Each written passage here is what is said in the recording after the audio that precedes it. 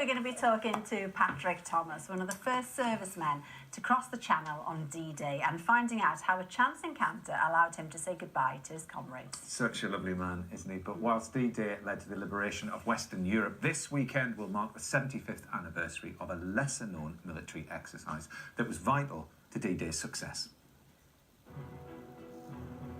This is Dorset's Jurassic Coast. But it's also the site of a D-Day rehearsal that went so badly wrong that it had to be kept quiet for decades. The operation was codenamed Exercise Tiger. 2 huge ships were sunk, full of tanks, vehicles, and American troops. Approaching the 75th anniversary of D-Day, Historic England have commissioned an archaeological survey of one of those ships using an underwater robot called an ROV. But when Exercise Tiger began, commanders hoped it would be a successful dry run for D-Day itself. Thousands of American soldiers, new soldiers, had been shipped over to the UK to take part in D-Day.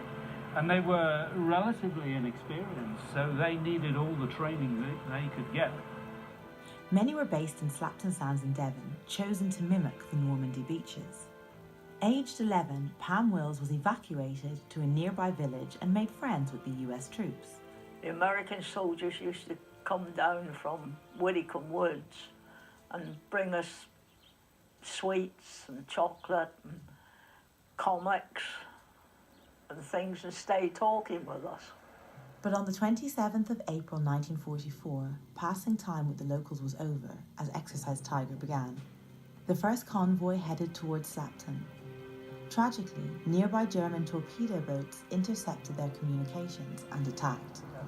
Many of the men on board these ships only realised that it was a real attack when the landing ship that we're going to be investigating today, number 507, was torpedoed. In total, the death toll was believed to be around 800 men. Some of those remains still lie on the ocean floor below us, but for the sake of their families, nothing will be disturbed. You'll see in a minute the bow ramp which has come off the wreck, and also one of the doors that they'd opened. Those involved in Exercise Tiger were sworn to silence in case it jeopardised D-Day itself. But in the 1970s, the secret was unexpectedly revealed. Ken Small, a hotelier in Slapton, found a very large piece of American military hardware. A local fisherman told my dad about an object that was around about 3/4 of a mile off the shore. And my dad sort of said, well, don't you want to know what it is? And he came up about 20 minutes later and he said, it's a tank. And my dad said, well, what, a water tank or what? And he said, no, it's like an army tank. Chatting to the older locals, Ken found out the events of that night in 1944. He made it his life's work to retrieve the tank as a monument to the young American troops who never made it home. It created a lot of media interest, both in this country and from the States. A veteran or a friend or a family member would turn up at the tank, and that would be the first time that they'd actually had confirmation that their loved one had lost their lives during Exercise Tiger. And for my dad, that was so important. Historic England are hoping the survey of this ship, where some of those men were lost, will add to their story. The robot has found the wreck. Here, I think, is part of the ramp. Of course, the ship required bow doors, and I think here we've got the remains of one of the bow doors. The ship is actually upside down. You can actually see some of the frames of the ship. You shouldn't be able to see that because they should be covered by steel plates. That's probably telling us that the wreck is in a stage of collapsing. So quite how long it will last, we don't know. It's not yet clear if all the holes are corrosion or torpedo damage. Historic England will continue the research and protect the site as a war grave for those who lost their lives the night of Exercise Tiger. I often wonder how many of them survived, to be honest with you.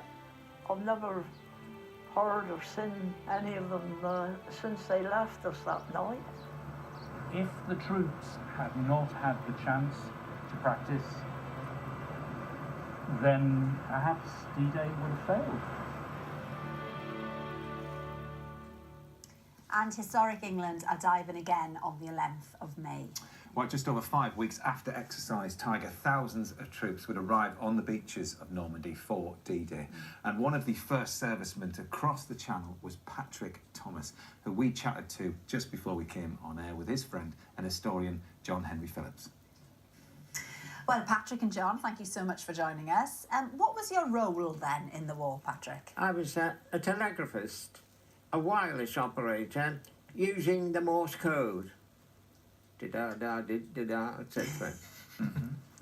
And Patrick, you were there on the ship when it got hit and it went down.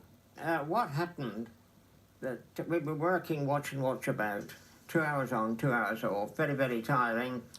I got the 2 hours off, and so I got a camp bed out in a forecastle. And of course, when the acoustic mine struck, I was fast asleep. The next thing I knew, we were underwater, and the force of the explosion pushed the bows under the water. And I realised we were in trouble. She was beginning to turn, so I just got in the water. And that's when I saw Jack Bellinger. Who was your friend, wasn't he? He was your sort of best friend. Leading telegraphist. Only I saw Jack, and I saw his life belt in the water, and so I just got hold of it, and Jack was a few yards away, and he was obviously badly injured, and he was drowning, and I couldn't get his life belt to him because this other chap, he was in panic. He got broken both his legs, and of course he wanted it, and I let him have it because I thought, well, he could take me down with him, so I let him have the life belt.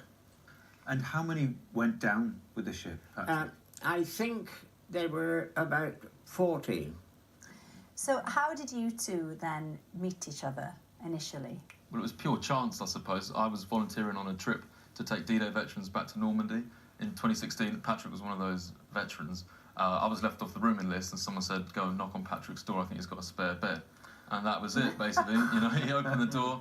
I walked in quite sheepishly, and we became great friends. Spent the next week kind of laughing and crying and drinking a lot of French champagne. So, And how did you go about planning to find the vessel in the first place? yeah, I mean, that was kind of the thing. Is I'm an archaeologist, but I'm not a maritime archaeologist or anything like that. So I had a bit of an idea of how you'd do it. But basically, I ended up kind of getting a dive team involved, getting some historians and some researchers involved, using Patrick's accounts, and we got in touch with a team that had done some sonar in the past, and it just went from there, really. After you found it, you didn't feel the sense of relief you thought you might. You felt a sadness on behalf of Patrick and all the men who'd been on the ship, I guess. When I started the whole project and the search and all that sort of stuff, it was just this kind of idea of Patrick and his ship.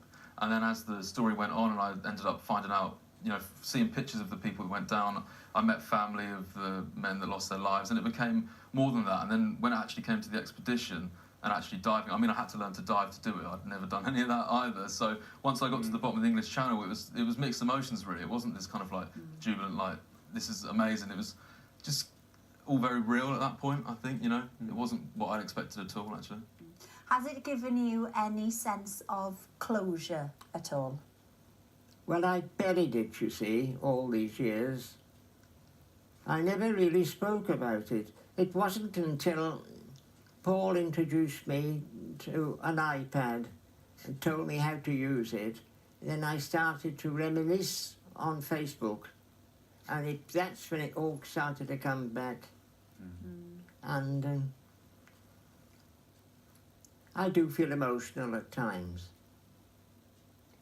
but you don't show it. How will you be marking the 75th anniversary? I went last year with them, and I'm going this year, but I believe it's the last one they will do, because the old beggars are getting old, you see, and dying off. And thank you to you, John. There's now a memorial that anybody, families, you know, not just the veterans, but the families of, can go visit, and they've got something tangible, haven't they, to pay respect. Yeah, that would, I mean, to me, and I think to Patrick as well, the memorial was kind of actually the more important thing than the shipwreck itself, because that's somewhere that's going to be there forever, you know. Metal in the sea corrodes and it will be gone. But the memorial will always be there. Well, as we've heard, Patrick is eternally grateful for all of your hard work and for what you've done. And Patrick, thanks so much for coming and sharing your story with us. Thank you. Thank you. Thanks for having me. Oh, we love